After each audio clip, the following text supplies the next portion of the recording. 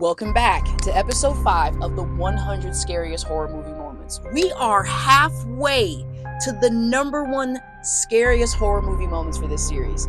I am so excited to unveil it for you, but first, we're going to get through 10 more for this episode. Remember to sit back, relax, and let's go on a terrifying memory lane. This is the 100 Scariest Horror Movie Moments. Let's freaking go.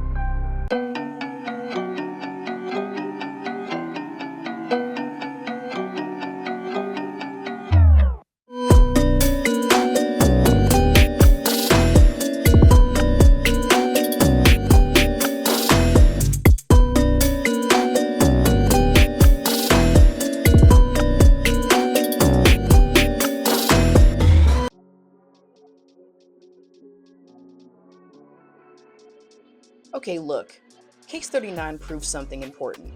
Sometimes the kid is not innocent. Sometimes the kid is the problem.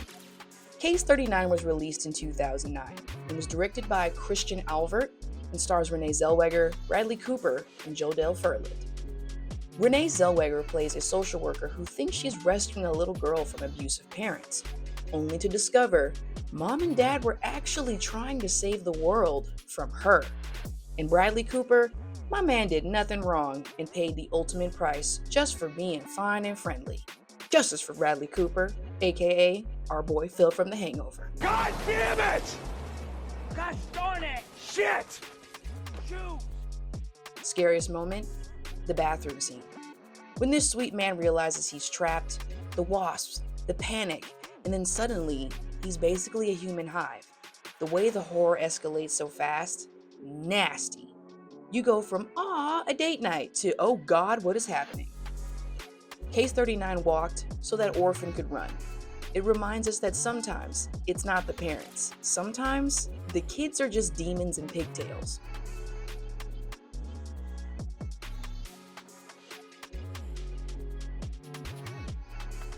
Number 59 is Jennifer's Body, released in 2009, and directed by Karen Kusama and written by Diablo Cody, starring Megan Fox and Amanda Seyfried. Jennifer's Body is one of those horror films that age like fine wine and revenge.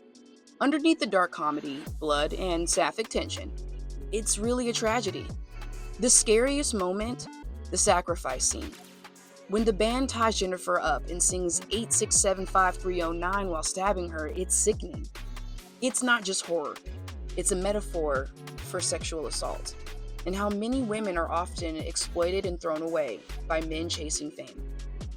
What's so haunting is how the movie disguises this pain in sarcasm, eyeliner, and one-liners. Jennifer becomes the monster they made her, and every man she kills after is her revenge. It's not just scary, it's sad. It's that quiet kind of horror that comes from realizing she didn't ask for this, she just wanted to be seen.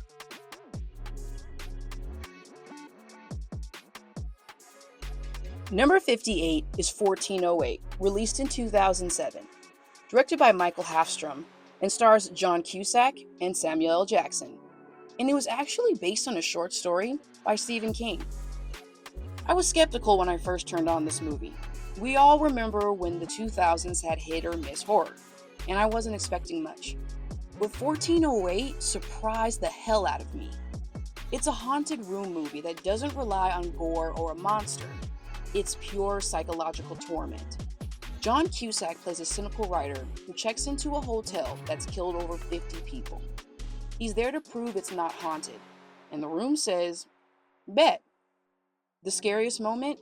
When Mike tries to shimmy across to the next room for safety, only to realize the windows lead right back into 1408. That realization that he's trapped in an endless nightmare is in itself nightmare fuel. You feel his panic. It's claustrophobic, cruel, and genius. What makes 1408 work is how it captures hopelessness. It's less about ghosts and more about grief, guilt, and punishment. The room knows your trauma and forces you to relive it.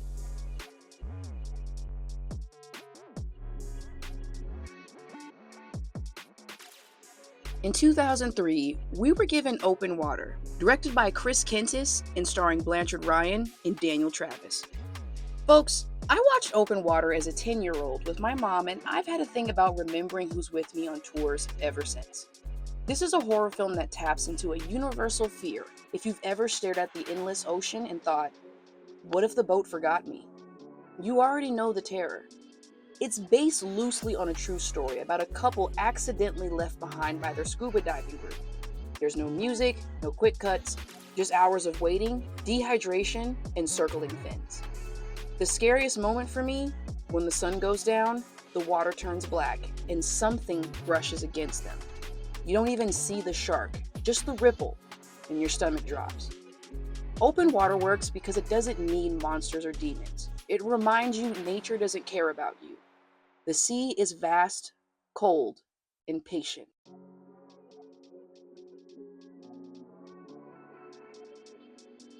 Number 56 is Late Night with the Devil, released in 2024, directed by Colin and Cameron Cairns, and stars David Dastmalchian.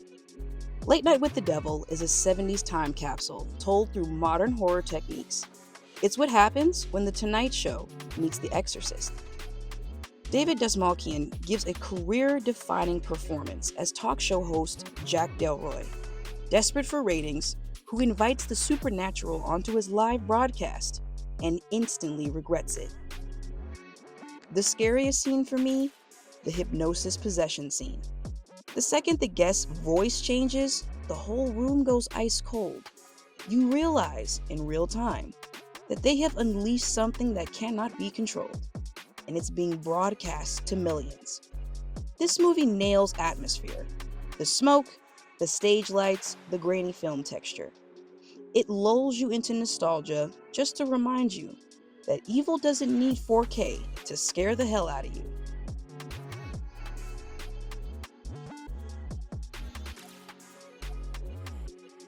"2002 is when Eli Roth unleashed Cabin Fever on us, starring Ryder Strong, Serena Vincent, Jordan Ladd, and James DeBello.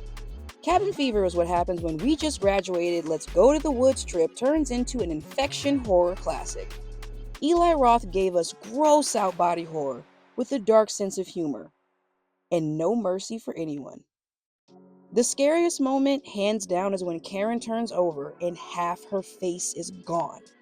The flesh is just gone. You feel it in your soul.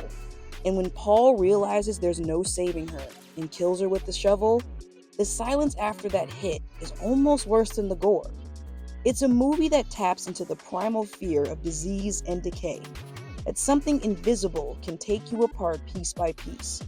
And Roth didn't just go for shock value. He made you sit in the discomfort. You know that scene in Cabin Fever pops in your head when you're shaving. And you know what scene I'm talking about. You know what scene I'm talking about pops in your head ever since you saw Cabin Fever.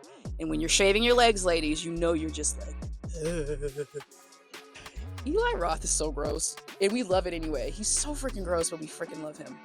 Keep it up, Eli. We love you. Make a movie with me.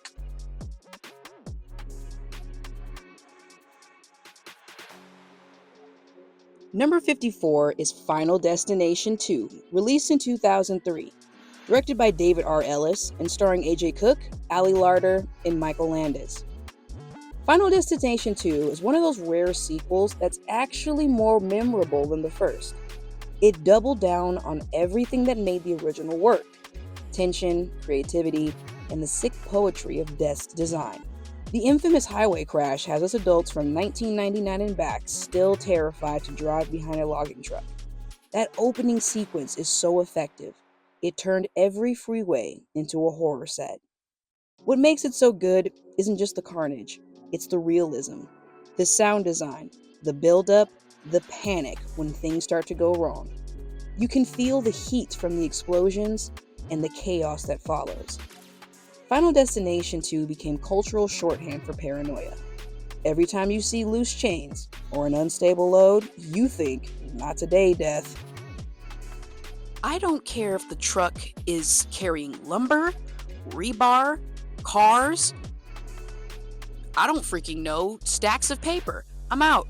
I'm getting from behind you. I'm not going to end up in a Final Destination 2 movie. All of us remember that dude's freaking face getting blown the hell out of the back of his car. Final Destination 2 scared so many people that were millennials. Like, millennials are traumatized by that single scene. And that was just a premonition. Just a premonition.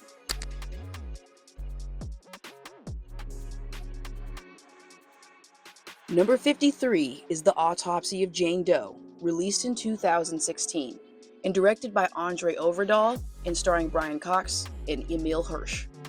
The Autopsy of Jane Doe is quiet horror done right. It's all atmosphere, dread, and discovery. It's the kind of movie that proves you don't need jump scares when the silence itself is screaming. This movie walked so that the mortuary assistant could run. It's built on one horrifying idea, that inflicting punishment upon the innocent can create the very evil you were trying to destroy. Two coroners start performing an autopsy on a mysterious unmarked woman, and the deeper they dig, the more impossible things get. Her body is pristine on the outside, but mutilated within, and every cut reveals something unnatural. The scariest moment? When they realize her body is still reacting. Her blood moves, her lungs are intact, her brain tissue looks alive. That's when they realize they're not dissecting a corpse, they're dissecting a curse.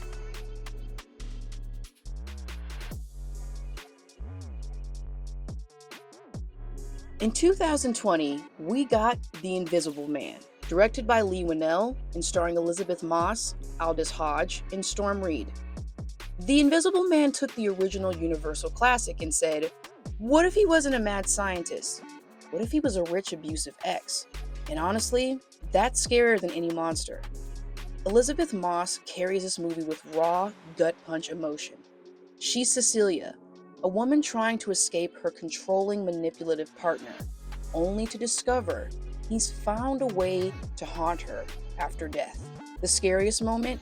The restaurant scene.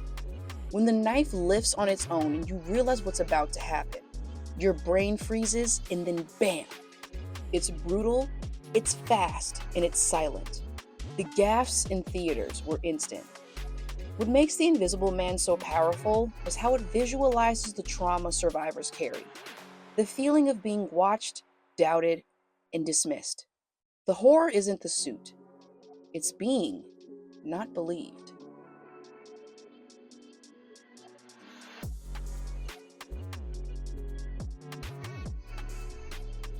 In 2021, we got our number 51 entry, Candyman, directed by Nia DaCosta, produced by Jordan Peele, and starring Yahya Abdul-Mateen II, Tiana Paris, and Coleman Domingo. Candyman isn't just a sequel, it's an evolution. Nia DaCosta took an urban legend and reframed it as a haunting cycle of trauma, racism, and vengeance passed through generations. But the moment that truly stuck with me, the high school bathroom kill scene. The way the mirrors tease what's about to happen, the silence between the girls, and the moment you realize, wait, are they really about to wipe out this entire friend group in school? It's ruthless and brilliant. The camera stays outside the stalls, and you see the violence play out through reflections and shadows. It's a reminder that horror doesn't always have to show you everything. Sometimes it's scarier to make your imagination fill in the blanks. Candyman worked because it reconnected horror to history. It said the real monster isn't a ghost in the mirror. It's the world that created him. Alright, y'all, that was episode 5 of the 100 Scariest Horror Movie Moments. I have been having so much fun making these videos for you, and we are getting closer and closer to number 1. But first, we got to get through episode 6. So I will see you next time for episode 6 of the 100 Scariest Horror Movie Moments. Remember to like, share, and subscribe, and I will see you next time. Thank you for your support. Let's keep it spooky. Boom.